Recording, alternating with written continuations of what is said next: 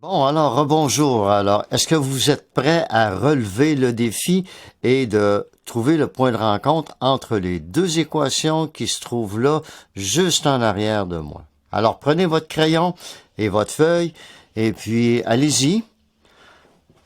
La solution à tout ça, je vous la donne pas tout de suite, je vais la faire apparaître après. OK? Alors, allez-y, à vos feuilles et vos crayons.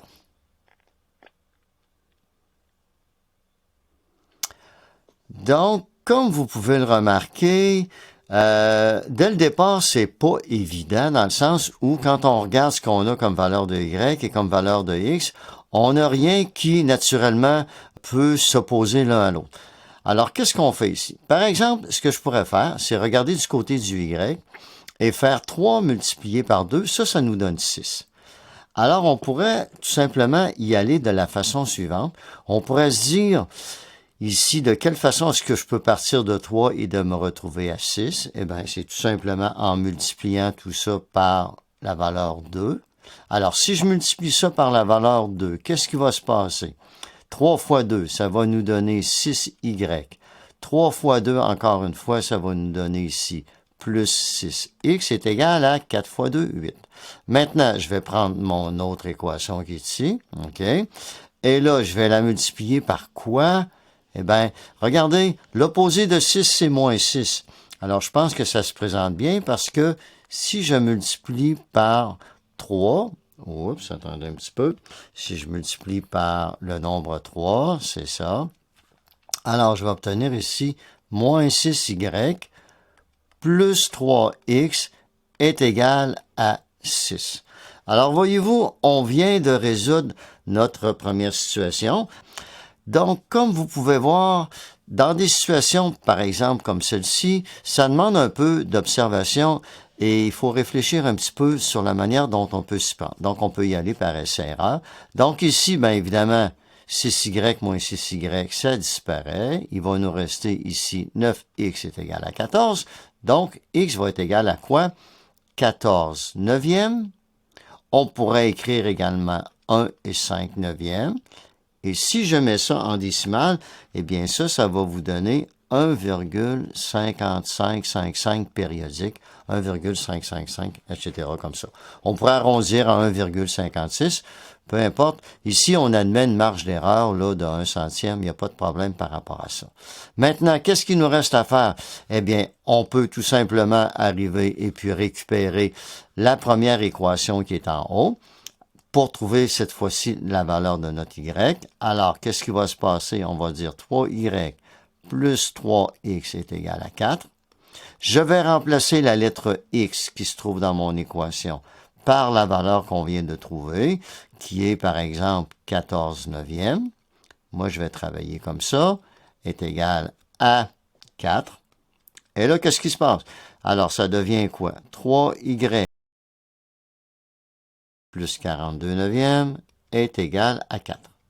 Et là, qu'est-ce qu'on fait? Je vais poursuivre ici un petit peu à droite. Alors, ça devient 3y est égal à 4 moins 42 neuvièmes. Vous pouvez faire tout ça à la calculatrice, évidemment. Mais moi, je vous encourage à essayer de le faire à la main. Pourquoi? Parce que ça va vous permettre de garder en tête vos tables de multiplication, vos tables de soustraction et la notion de dénominateur commun.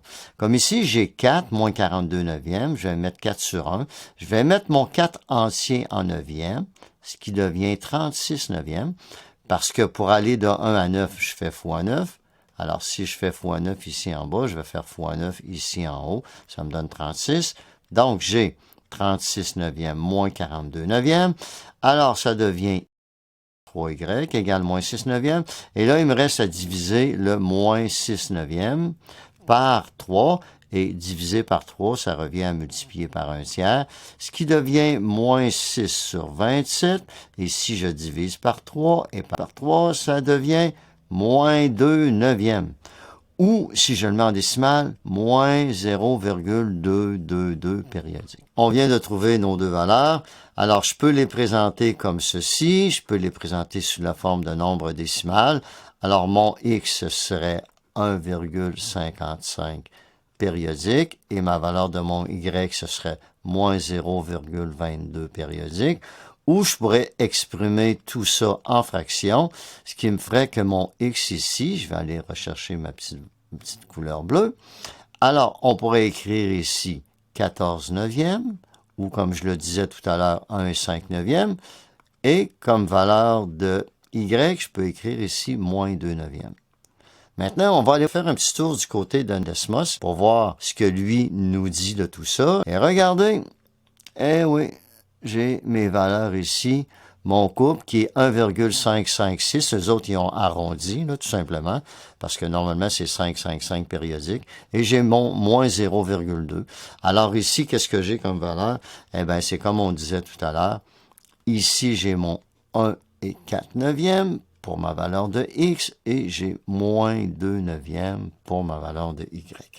Alors, bravo à celles et ceux qui ont réussi à le trouver. Il était quand même pas facile, mais ça peut quand même vous donner une idée de ce qui peut se passer là, quand on a à calculer. Surtout, je sais que habituellement, les gens sont moins à l'aise avec les fractions et les décimales. Donc, c'est pour ça que je vous donnais une question avec des valeurs qui ressemblaient à celle-ci. Maintenant, vous pouvez toujours utiliser votre calculatrice. Ça, j'ai pas de problème. Mais encore une fois, je vous encourage vraiment à essayer de travailler le plus possible à la main, de manière à garder à l'esprit vos tables de multiplication, de division, d'addition et de soustraction. Vous pouvez pas vous imaginer à quel point ça peut augmenter votre vitesse de travail et de compréhension des mathématiques. Alors, encore une fois, je vous dis un gros merci pour votre attention et on se dit à une prochaine. Salut bien tout le monde.